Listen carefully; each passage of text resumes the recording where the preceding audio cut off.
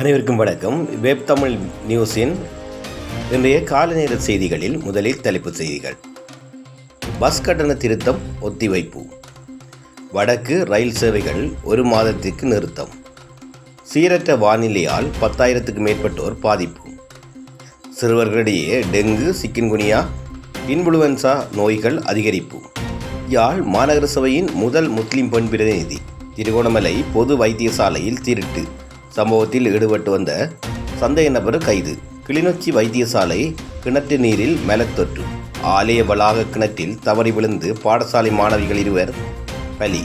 மட்டக்களப்பில் மனித பாவனைக்கு ஒவ்வாத உணவுப் பொருட்கள் விற்பனை. கலகதர பிரதான வீதியில் விபத்து. 3 சிறுவர்கள் வைத்தியசாலையில்.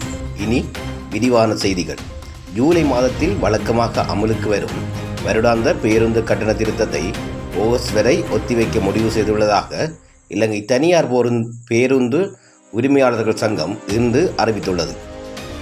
அதாவது 1ஆம் தேதி அறிவித்துள்ளது. நாட்டின் தற்போதைய சூழ்நிலையை கருத்தில் கொண்டு இந்த முடிவு எடுக்கப்பட்டுள்ளதாக இலங்கை தனியார் பேருந்து உரிமையாளர் சங்கத்தின் தலைவர் கெமுனு விஜயரத்ன தெரிவித்தார். பேருந்து கட்டண திருத்தம் வரவிருந்தாலும் ஆகஸ்ட் வரை தற்போதுள்ள கட்டணங்களை தொடர நாங்கள் முடிவு செய்துள்ளதாக அவர் கூறினார். வருடாந்த கட்டண திருத்தம் வழக்கமாக ஒவ்வொரு ஜூலை மாதமும் அமுலுக்கு வரும். அதனால் தொடர்புடைய அதிகாரியுடன் கலந்தாலோசித்த பிறகு அதனை தாமதப்படுத்த சங்கத்திற்கு விருப்புரிமை உள்ளது என்று விஜயரத்ன கூறினார். ஒரு சங்கமாக பொறுப்பான அமைச்சர்களுடன் கலந்துரையாடியதை தொடர்ந்து கட்டண திருத்தங்களை நாங்கள் முன்னர் ஒத்தி வைத்துள்ளோம் என்றும் அவர் மேலும் கூறினார். இந்த முடிவு தொடர்பாக மற்ற பேருந்து சங்கங்களுடன் எதிர்வரும் வாரங்களில் கலந்துரையாடல்களை நடத்தவும் திட்டமிடப்பட்டுள்ளது என்று கூறினார். போக்குவரத்து திணைக்களம் வெளியிட்டுள்ள அறிவிப்பில் வடக்கு பிராந்தியத்துக்கான ரயில் சேவைகள் மேலும் 1 மாதத்திற்கு இடைநிறுத்தப்பட்டுள்ளதாக தெரிவிக்கப்பட்டுள்ளது.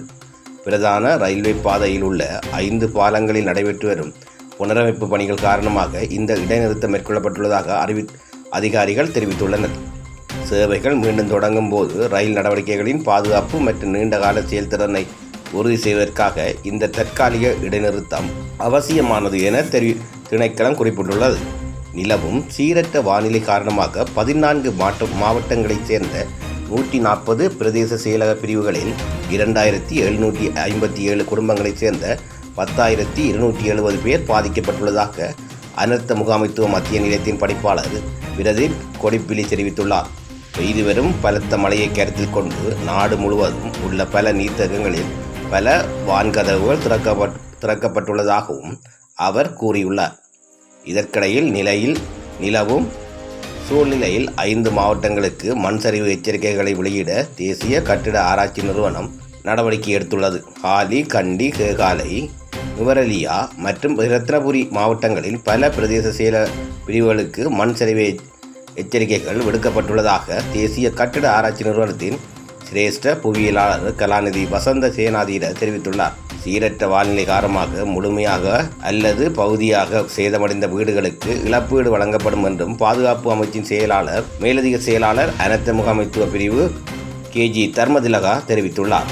வீடுகளுக்கு ஏற்பட்ட சேதங்களுக்கு மேலதிகமாக அனர்த்தங்களால் காயமடைந்தவர்களுக்கு ஏதேனும் குறைபாடுகள் ஏற்பட்டால் அவர்களுக்கு இழப்பீடு வழங்கப்படும் எனவும் அவர் மேலும் கூறினார். அண்மைய காலங்களாக சிறுவர்களிடையே டெங்கு, சிக்கன்குனியா மற்றும் இன்ஃப்ளூவன்சா போன்ற நோய்கள் அதிகளவாக பரவி வருவதாக கொழும்பு லேடி ரிச்வே சிறுவர் வைத்தியசாலையின் விசேட வைத்திய நிபுணர் தீபால் பெரேரா தெரிவித்துள்ளார். இது தொடர்பில் வைத்திய நிபுணர் தீபால் பெரேரா தெரிவித்துள்ளதாவது: டெங்கு மற்றும் சிக்கன்குனியா போன்ற நுளம்புகளால் பரவும் நோய்கள் அதிகரிப்பதற்கு நிலவும் சீரற்ற வானிலை காரணமாக அமைந்துள்ளது.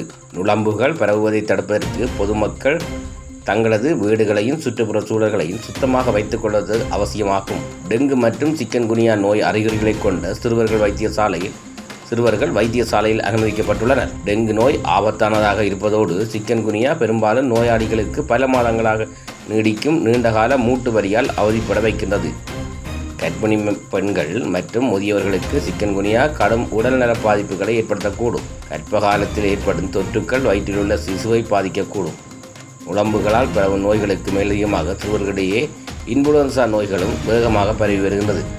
பெற்றோர்கள் மற்றும் பாதுகாவலர்கள் விழிப்புடன் இருப்பதோடு சரியான நேரத்தில் வைத்திய உதவியை நாட வேண்டும்.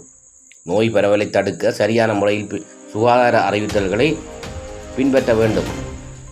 வானிலை மற்றும் பருவகால மாற்றங்களுடன் தொடர்புடைய தொற்று நோய்களின் சிறுவர்களிடையே அதிகரித்து வருவதால் பொது விழிப்புணர்வு மற்றும் தடுப்பு நடவடிக்கைகளின் முக்கியத்துவத்தை மருத்துவ சமூகம் தொடர்ந்தும் வலியுறுத்துகின்றது.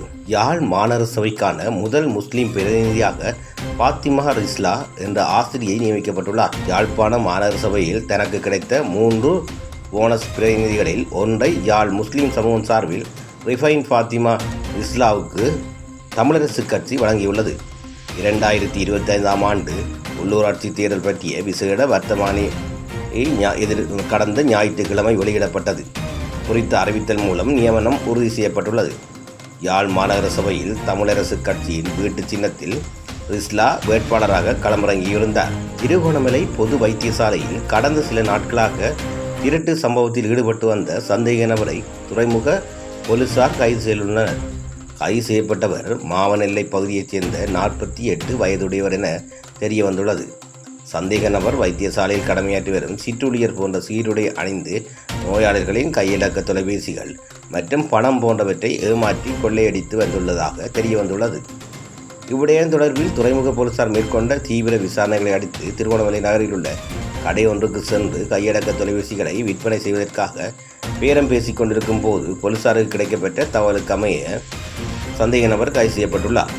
சந்தேக நபரை திருகோணமலை நீதிமன்றத்தில் ஆஜர்படுத்த நடவடிக்கை எடுத்துள்ளதாகவும் இது தொடர்பான மேலதிக விசாரணைகளை மேற்கொண்டு வருவதாகவும் துறைமுக போலீசார் தெரிவித்தனர்.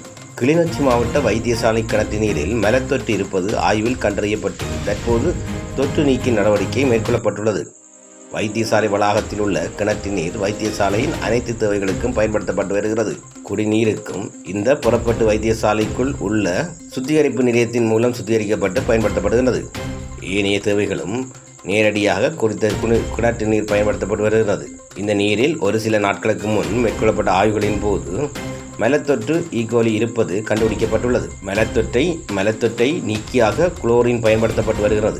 அந்த வகையில் வைத்தியசாலையில் கிணற்றில் காணப்படும் மலத்தொற்று கிருமிகளை நீக்கம் செய்ய நடவடிக்கை எடுக்கப்பட்டுள்ளது.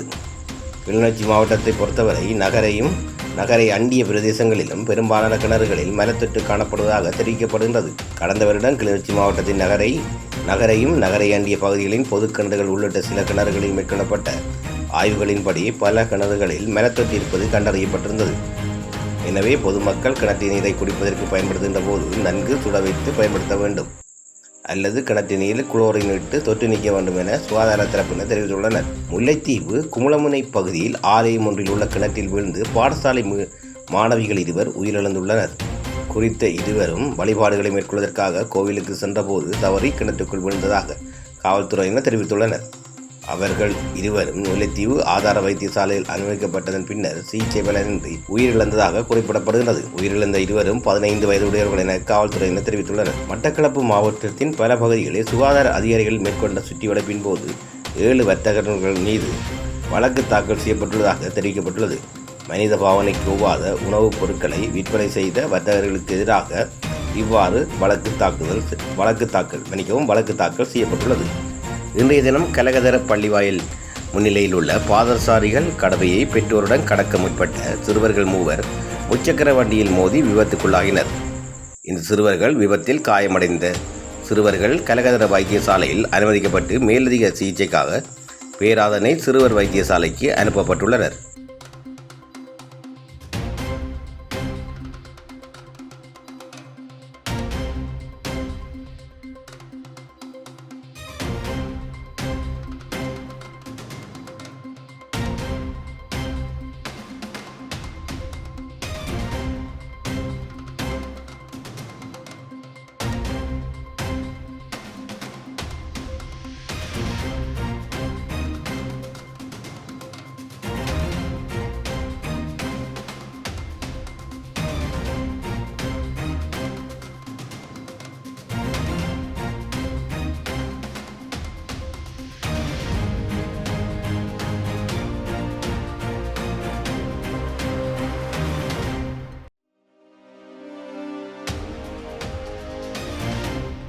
நன்றி. இத்துடன் காலை நேர செய்திகள் நிறைவுக்கு வருகின்றன.